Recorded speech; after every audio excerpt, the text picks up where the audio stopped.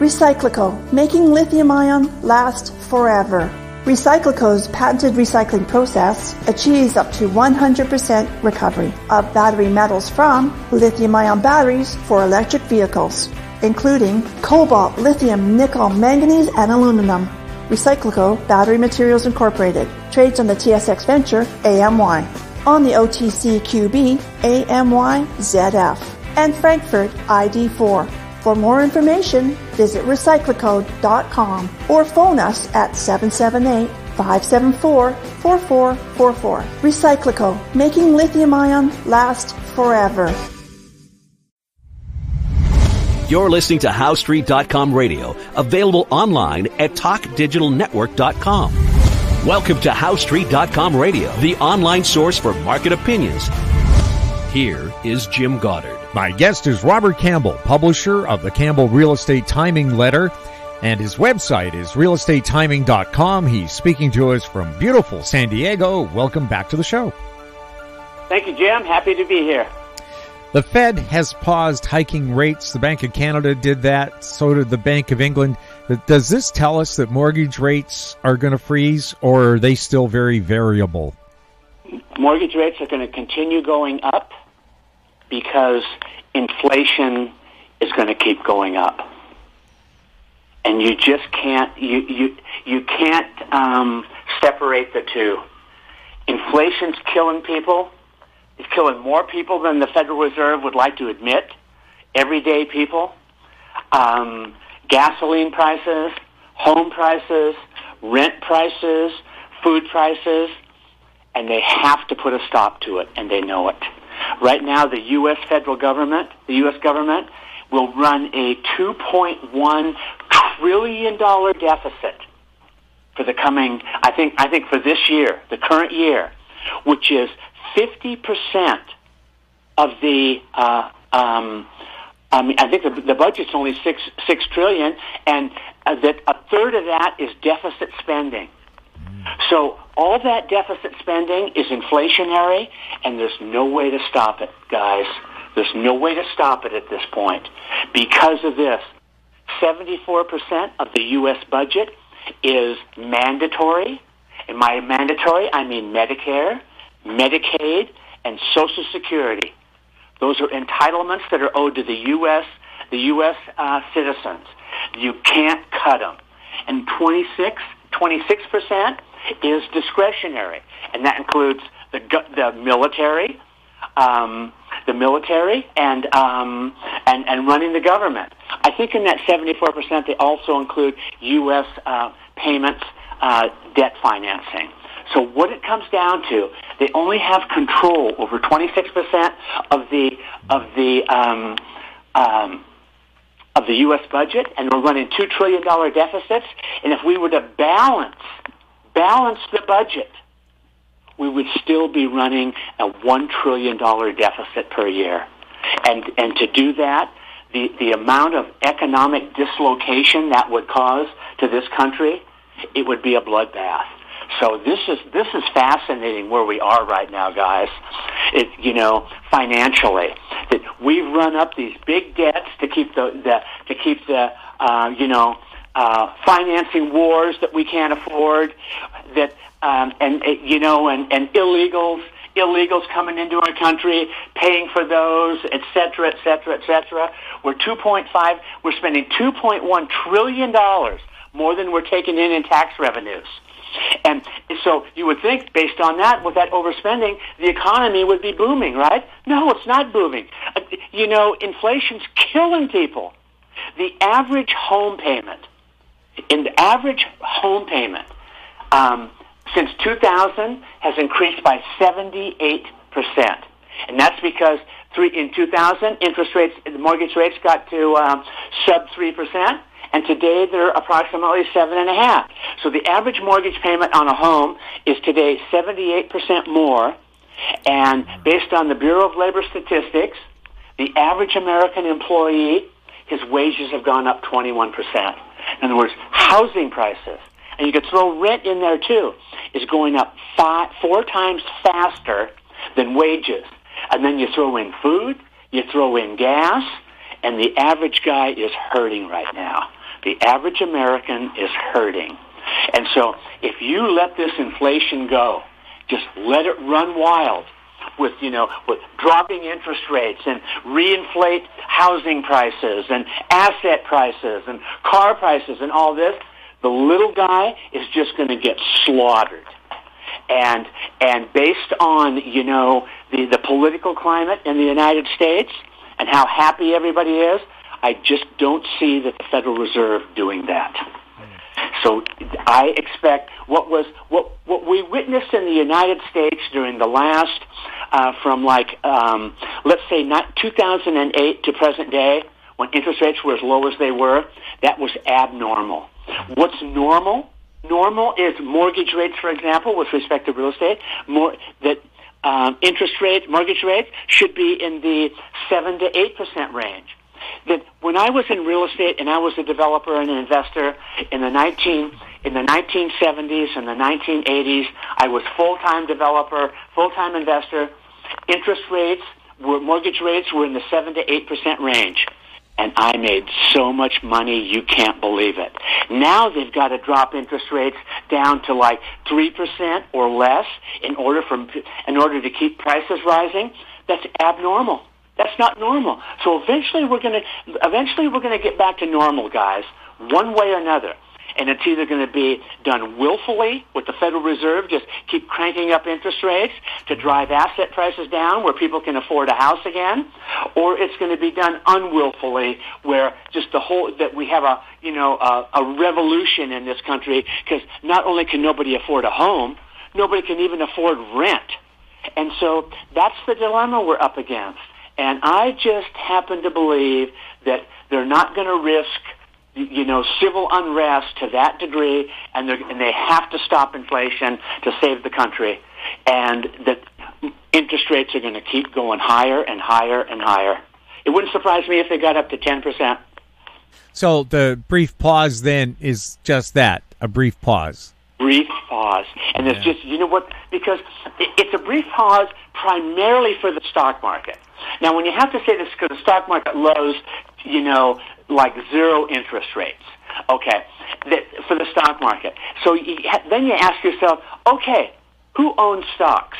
Does the average American own stocks? No. I think it's something like 80% of all stocks are owned by the top 10% of the wealthiest Americans. So that's a rich man's game. And the Fed is in it for the rich people that pay their salaries. So, but the little guy eventually is going to have his way just because he's going to go broke. He can't afford a car. I mean, a car payment to buy a new car nowadays. I think the car payment for the average new car has gone up something like 60% in the last 2 or 3 years. 60%. Rents. Where are rents? Rents are unbelievable. Here in the United States, where I grew up here in Southern California, in a town called Encinitas. I mean, it's a nice area. I mean, is it like super luxurious? No, it's right on a great beach, so it's that nice. The average one-bedroom apartment rents for $3,000. 2-bedroom, $4,000. We're talking apartments, guys. In other words, let's say you're just out of college, and you want to rent a one-bedroom. Okay, it's $3,000 a month. Okay, times 6, times 12, that's 30, what's 36,000, 36,000 a year. After tax, okay, you have to be making $50,000 a year to afford that $3,000 a month apartment after tax. 50. And that's just rent. That's just rent. No food, no automobile, no health care, no women and whiskey, nothing. And that's just rent. And right now here in Southern California, I know San Diego is still a strong market and very, very high priced. The average, based on today's home prices and today's mortgage rates, let's put them at 7.5%, you need a minimum. We're talking minimum now. No car payments, and everybody has a car payment. Minimum of $250,000 a year to buy a house with a 20% down payment. So the average price home here in San Diego right now, median according to the National Association of Realtors, or I think Case Shiller, it's $950,000. So 20%, 950,000. You need what? Let's call it $190,000 cash for a down payment that nobody has, and you got to be making $250,000 a year. You can't run a country. You can't run an economy like that, guys. No, where nobody can even afford a house. Pretty soon that there will become social unrest where people will stop working. Kids, they've lost their will to work. Because, I mean, when I was a kid, the American dream, own a really nice house, and I wanted to own a really nice house in the most expensive part of San Diego, which is Rancho Santa Fe. That was my goal. Homes there now were probably average $20 million. Kids can't even afford rent nowadays when they get out of college. And so something's going to happen, guys. Something's going to happen. There's only 3 rules that have any economic value in the study of economics. And one of those things is everything returns to normal. Things are returning to normal right now, where the interest rates are going back to normal and house prices are going to go back to normal. Because if nobody can afford a house, pretty soon the market is just going to freeze up, and pretty soon somebody's going to have to sell for any number of good reasons, and that's going to start the dominoes falling to the downside, where things will return to at least some new normal. And it's not going to be the new normal. Average house in San Diego isn't going to be $750,000. It's going to end up to be $650,000. So somebody's going to take a 35% haircut on the value of their home during the next 5 to 6 years. Yeah, here in Vancouver, the average one-bedroom apartment has gone up 4% in 1 month to $3,000. So you're paying $36,000 a year just for rent. That's before you pay taxes on your income, right? Yeah. Again, it's the same thing. And also, young people today, Bob, have expenses that we didn't have. We didn't have cell phones or internet or cable to pay for. We didn't have a car payment either. Do you know what percent of all people buy a car with cash? 10%. The 90% either lease or finance it. And what's the average car payment nowadays?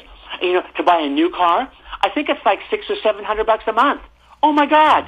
I mean, you just keep adding it up, and then all of a sudden, all these kids, I understand that we'll see if it ever happens. Loan payments on student debt is about to become active again. You know what the average payment on monthly payment on student debt is going to be? Oh, yeah. $500 a month.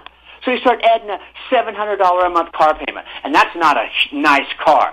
17% of all car payments in the United States are over $1,000 a month. 1,000. So you add $500 for a student loan. You add $700 for a car. You add $3,000 a month for rent.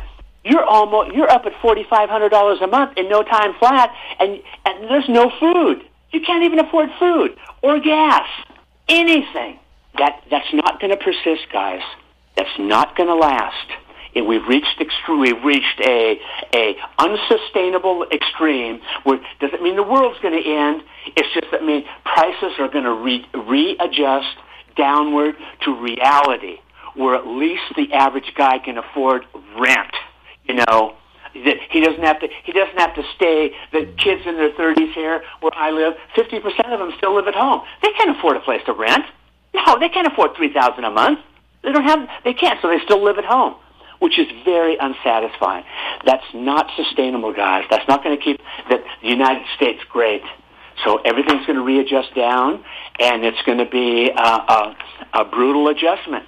That if you're not prepared for it, because it's going to happen. 90% chance we're in for a huge crash in real estate prices, and only 10% chance that we can maintain them at these levels, for years and years, but without a crash. We'll have more with Bob Campbell right after this. Don't miss out. Stay informed. Receive the HowStreet.com weekly recap with thought-provoking podcasts, radio, and articles delivered to your inbox. Sign up for the HowStreet.com weekly recap on our homepage at HowStreet.com. Welcome back. We're speaking with Robert Campbell. Bob, how would you describe the overall real estate market in the U.S. and then maybe take a look at some specific markets like California or New York? In the United States, based on Case-Shiller home studies nationally, U.S. home prices are only something like maybe 1 or 2% below their peak back in mid-2022. So they're still holding their own. And, of course, within that 1%, there's some places that are doing better, of course, and some places are doing worse. What areas are doing really, really well in the United States? Florida's still doing well. Mm-hmm. Tampa, Miami, they're still experiencing that high growth, not only peak population, but also in prices. Which areas, are doing very poorly? A couple that come to mind are Boise, Colorado, Austin, Texas, and Seattle. And if you look at a price chart, those three cities were the ones that went up the most during the boom years, and now they're coming down the hardest. So, and with respect to California is doing far worse than the United States. The United States in general is down 1 or 2%. Based on peak prices in mid 2022, I would say the median home price in California is probably down 7%. So that's significant. Some areas are worse than others. San Francisco being the worst. You probably hear what's going on in San Francisco. That's turning into a real freak show, and everybody's leaving. Office buildings. An office building in San Francisco was purchased for $319 million in 2019. It just resold for $62 million. $62 million. I think, what's that? 70-80% haircut on that commercial property. And so San Francisco's doing the worst in the state. And what's doing the best? LA and San Diego. They're still holding up, and I don't ask why. I don't speculate, I don't ask why something's happening as an economist. I look at what is happening, because what is all that matters. Do I think San Francisco and LA are going to hold at these high levels? No way. Nope. They're all going down 35, anywhere between 30 and 40% before this thing's all done. And that's just that. If you look at a price chart for California real estate that goes back 50 years, and you look at the up and down cycles, it jumps out at you. It happens all the time. And to think it's going to be different this time is a very low percentage bet. So that's how I make my bets on anything. I look and say, okay, what does history tell us? History tells us the prices go up, they go down. They get too high, they go down. They get too high, they go down. It repeats that pattern both nationally and in the state of California. That's why I have a 90% confidence rate that we're going to see a major readjustment to home prices in the United States. Why? Because it's always happened that way in the past. Yeah, it's amazing how they always say it'll be different this time. I think that they were saying that at the Roman Stock Exchange when it collapsed. They say that every time, Jimmy. Every time. It's always different this time. And they give you all the reasons. There's a shortage of houses. Oh, they can't go down. There's a shortage of houses. For those of you that don't know me, I was born on a building site. I came from a developing family. I was born on a building site. I've lived through the cycles my entire life. And here in California, the people that are bullish on real estate, and it's always the real estate industry, the brokers, the real estate agents, the mortgage agents, the builders, they always tell you there's a shortage of homes. They've been saying that for 50 years, and prices the booms are still followed by busts. The booms are still followed by busts. So what they're counting on is that people don't know the facts, that it doesn't matter. I mean, there's a shortage of homes. Yeah, there's a shortage of homes, homes that people can afford to buy. That's what there's a shortage of. I mean, is there a physical shortage? Who knows? Probably not. Or builders would be out there building like crazy. What's to stop them? Nothing.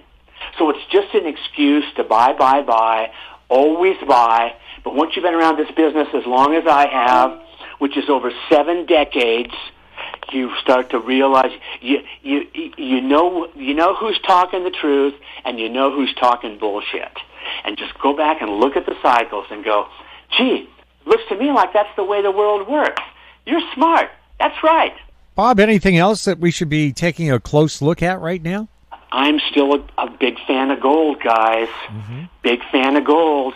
I've been a believer in gold and a personal investor in gold for the last 20 years because I think the only way the U.S. national debt just closed over $33 trillion. $33 trillion. Okay, and let's say, what was it? 3 years ago, it was $23 trillion. So it's gone up $10 trillion in 3 years. Where were interest rates 3 years ago? Mortgage rates. I mean, interest rates for the national debt. They were average about 2%. What are they today? Over 5%. In other words, the interest payments on the national debt are over $1 trillion a year right now. That's greater than the budget for the U.S. defense right now. This, guys, is unsustainable. Why do you think the deficit's $2.1 trillion? Because now we're having to finance the interest payments on the national debt. We're not being taxed on that. For us to balance the budget with taxes, you would have to raise taxes 50% in the United States. 50%, as if we're not already taxed, like crazy. Yeah, we are. You have to raise them 50% to balance the budget. So, and they got to keep, and the government has no interest in stopping deficit spending. No interest whatsoever. So they're going to keep that going, and that's inflationary. People are spending money that they don't have, which is inherently inflationary. So we're kind of in right now in a wartime economy that is very similar to what happened during World War II and what happened during the Vietnam War when inflation went out of sight. We weren't financing any of those wars with personal income taxes. It was all deficit spending. And you know what? It's artificial demand. It's what it is. It's artificial demand. And you create that artificial demand, and all of a sudden prices for everything go soaring, and pretty soon nobody can afford anything. They can't afford to rent. They can't afford to eat. They can't afford to drive their car. Gas prices here in San Diego right now, they're $6.40 a gallon. Okay, to put that in perspective, a year ago, they were $2 under that. $2 under. So they were like $4.40, $4.30. They've gone up. What? 50% in 2 years. That in a little here, a little there. Gas, food, renting, price of homes, medical care, all these things. And pretty soon, the average American is broke. He can't afford to survive, and that's unsustainable. That's just economically unsustainable, and that's when changes come. Changes come. So the price of things will fall.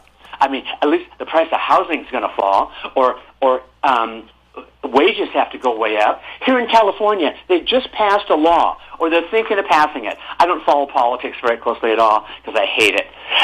But I just heard that a law is being passed. Fast food workers, McDonald's people, Burger King, they have a minimum wage now of $20 an hour. 20. What was that wage like 5 years ago? I don't know, 7? That's how inflated things are. That's what you have to pay people now, in order to work. Because if you're going to work all day for a living and you can't afford rent or food or anything, what's the point? There is no point. So now at least you got to give them something. So now we're at $20 an hour, and labor costs are by far the biggest ingredient, the biggest factor in the cost of a product. And so all of a sudden you're seeing wages starting to, in some industries, starting to increase. And I'm sure you guys are reading about the strikes that are happening in California, in the United States here as we speak, the auto workers. I mean, I don't follow it that closely, but because I don't believe what I read in the media. But I'm told that they're looking for a 40% increase in wages and benefits. 40%.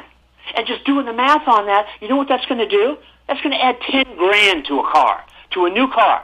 So instead of being like $58,000, now a new car is going to be $68,000. Pretty soon, it's going to be the American dream to own a car, not a house. Forget a house. That's going to be, unless something changes dramatically. And so we're coming to those kind of extremes, guys, where things have gotten so far out of whack with normal that change is in the air. It has to change. Bob, thank you so much for chatting with us. Thank you. Always enjoy it. My guest has been Robert Campbell, publisher of the Campbell Real Estate Timing Letter. His website, realestatetiming.com. He was speaking to us from San Diego. If you have any questions for Bob or for any of our guests, you can send them to info@housestreet.com. Our YouTube channel is Talk Digital Network. Find us on X @HouseStreet. We're also on Facebook. I'm Jim Goddard. Thank you for listening. Comments made on HouseStreet.com radio are an expression of opinion only and should not be construed in any matter whatsoever as recommendations to buy or sell any financial instrument at any time.